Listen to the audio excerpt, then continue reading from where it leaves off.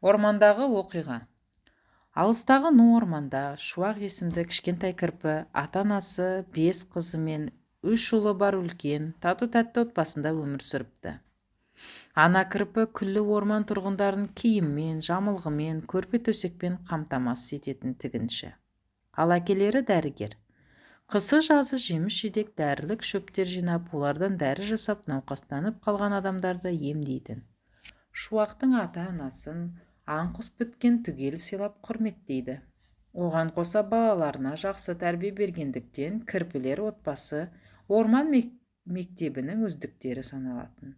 Сабақтан тыс кезде отбасының үлкен балалары әкелеріне көмектесіп, жеміс-жидек, саңырауқұлақ, дәрілік шөптер, қыстық азық, күздік қор жинайды. Жаз кезінде басқаңдармен бірлесіп тазалық күндерін ұйымдастырып, орманды қоқыстан тазартады. Қарттар мен көп балалы отбасыларға қол ұшын береді. Әзірге мектепке бармаған Шуақтың ғана қолы бос. Ол күн ұзақ інінің қасында асыр салып ойнайтын. Ата-анасы жұмысқа кетерде Шуаққа үйден алысқа ұзама, адасып кетесің деп ескертетін. Одан бөлек Шуаққа мектепке баратын аға әпкелері кезекпен қарайтын. Алайда Шуақ інінің маңайынан әбден жалығады. Ол орманның ішін аралағысы келіп, сол жаққа аңсары ауатын да тұратын. Үлкен әпкесі оны: балақай, алысқа ұзап кетпе, әйтпесе адасасың.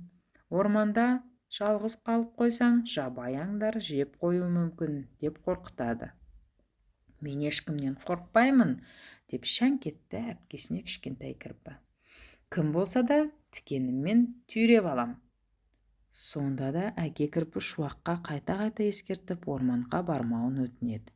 Осылайша бір күні үлкен аға әпкелер үй шаруасымен айналысып жүргенде Шуақ көбелек қуып ойнап кетті де қараңғы түскен аңдамай қалады.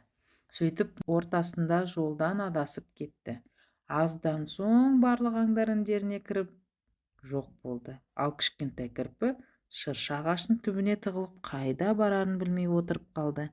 Жоғарыға көз салып еді, биік қарағайдың басында отырған үкі үлдеп сала берді. Қорқып кеткен кірпі басын бұғып қалады. Бір кезде батылдығы оянып: «Үкі апай!»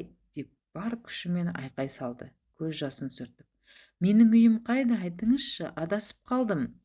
Кірпінің пысылдаған даусын құлағы шалып қалған үкі дереу қанатын жайып, төменге қарай пыр етіп ұша жөнелді. Үкінің үлкен қанаты мен жалтыраған көздерін көрген кірпі басын бауырына тығып домаланды да қалың бұтаның түбіне қойып кетті. Үкі оны байқамай қараңғы орман ішіне қарай ұшып кетті. Мұны сырттай байқаған кірпі көз жасын тыйып, осы бұтаның түбіне қонып шығуға дайындалды. Егер ертең үйімді таппасам, апамның айтқанын тыңдап, алысқа аттап баспаспын деп өксігін әрең басқан кірпі өзіне өзі уәде берді.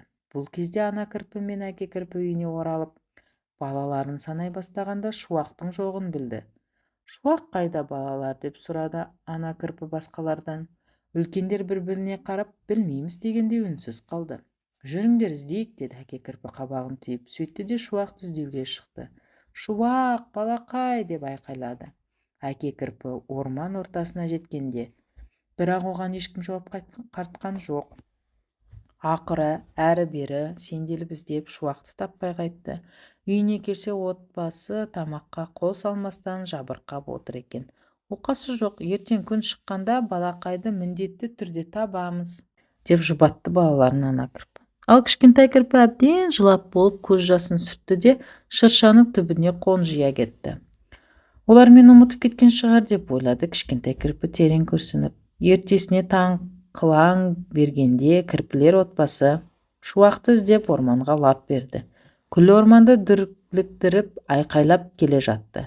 Отбасының өзін іздеген айқайын естіген кішкентай кірпі бұтақ ішінен шығып, дыбыс шыққан жаққа жүгіре жөнелді.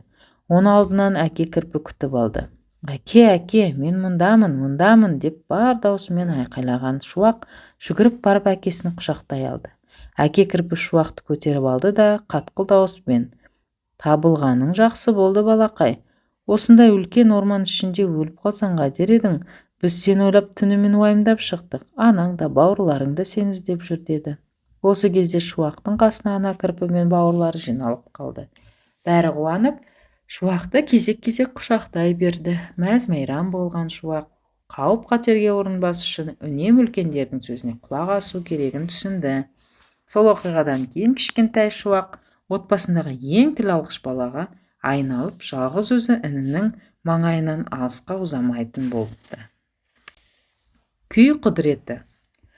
Бағзы заманда Таңғұт деген елде байлығымен елге мәшһүр болған Мизам атты бай болыпты. Жомарттығына ешкім тең келмейді екен. Алдына келген асты кедейлермен бөлісіп ішпесе көңілі көншімейтін мәрт адам болған деседі. Алайда бір кем дүние деген дүниенің сынағы бұл атымтай азаматты да айналып өтпеген. Төрт құбыласы сай болса да соңында қалар ұрпағы болмапты.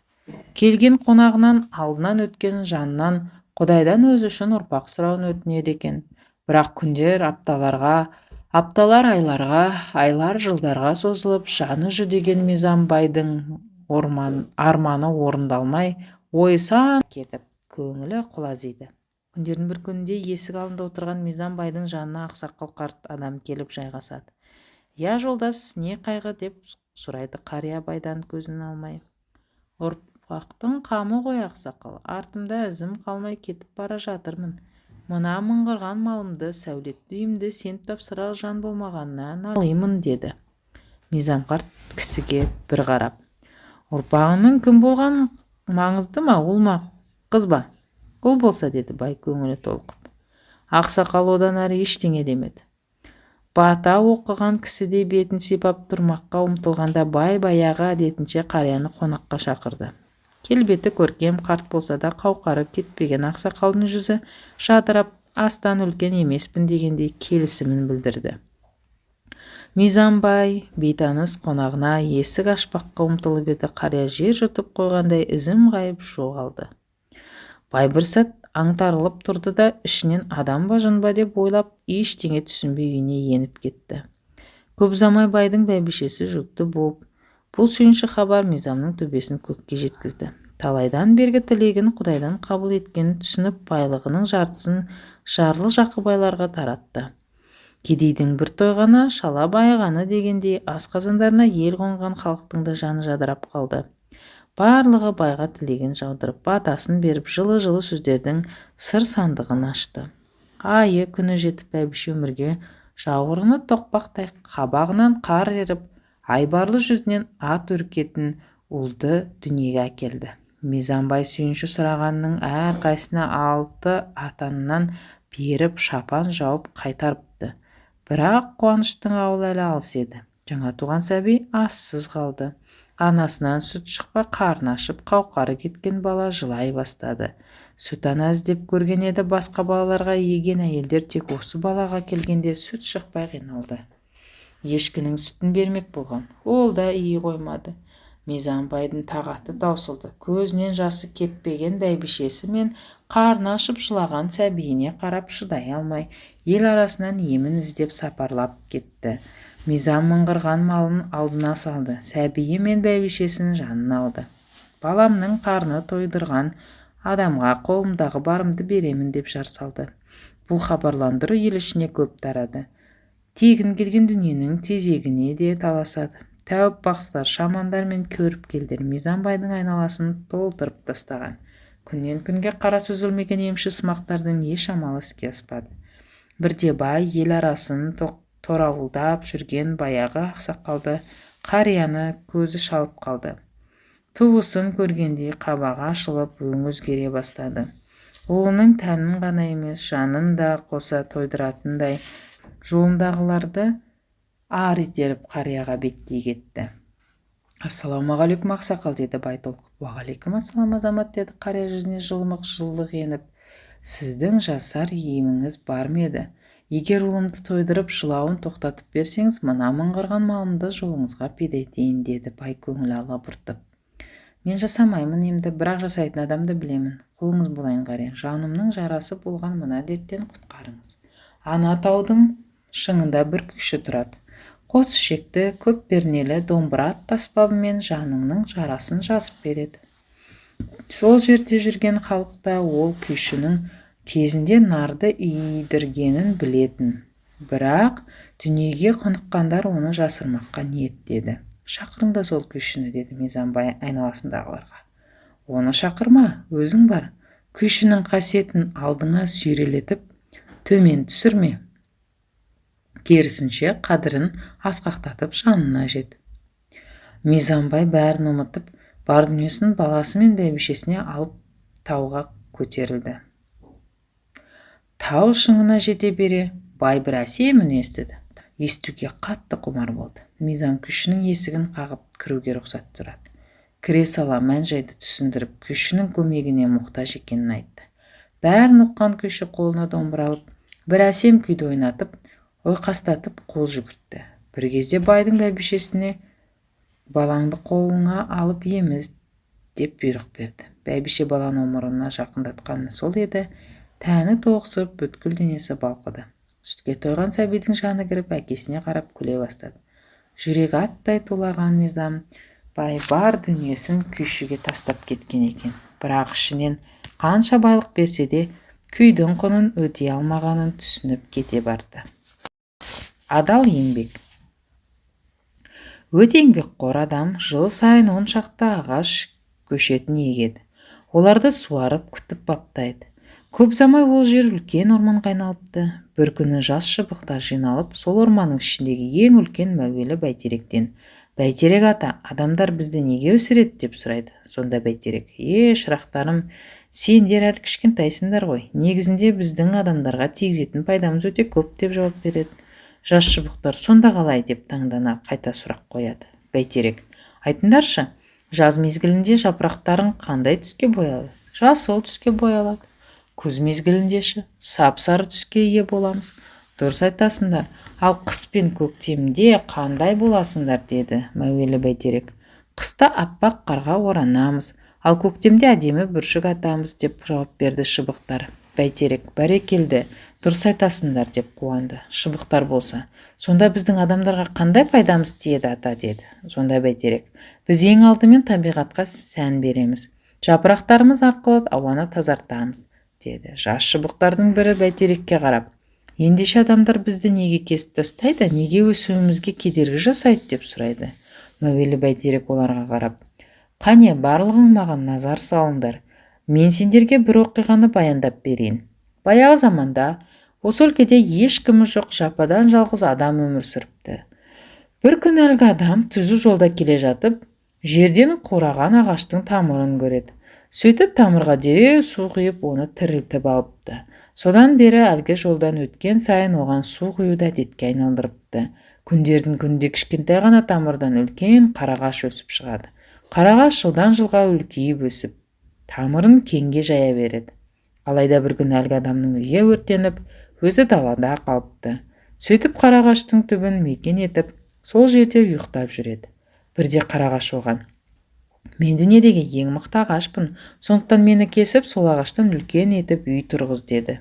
Алайда адам қарағашқа: «Жоқ, олай жасау менің қолымнан келмейді» деп күрсінеді. Сонда қарағаш: «Қателесесің, есінде болсын, сен әлемдегі ең ерекше тіршілік иесісің.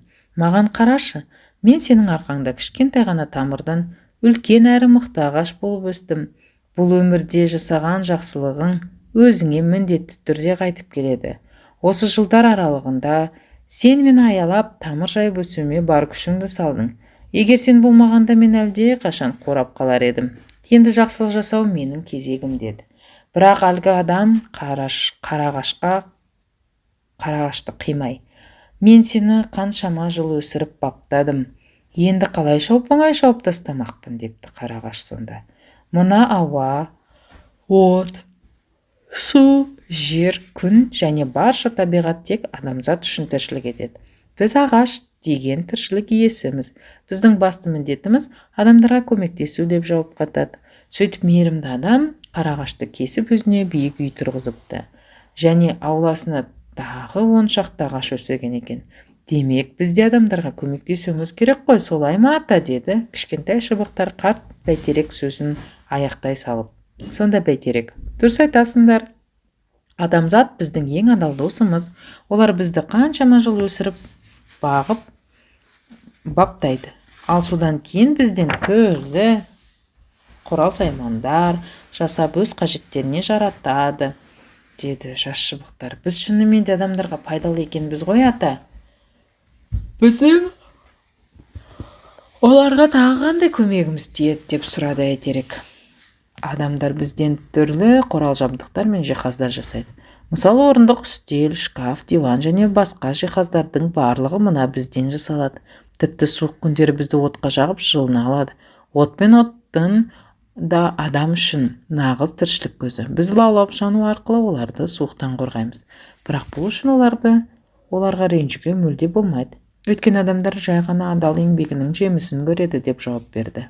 Сол сәттен бастап жас шыбықтар өздерінің адамзатқа көп жақсылық жасай алатынын ұғынды және қарағаш сияқты мықты әрі шымыр болып өсуге талпынады.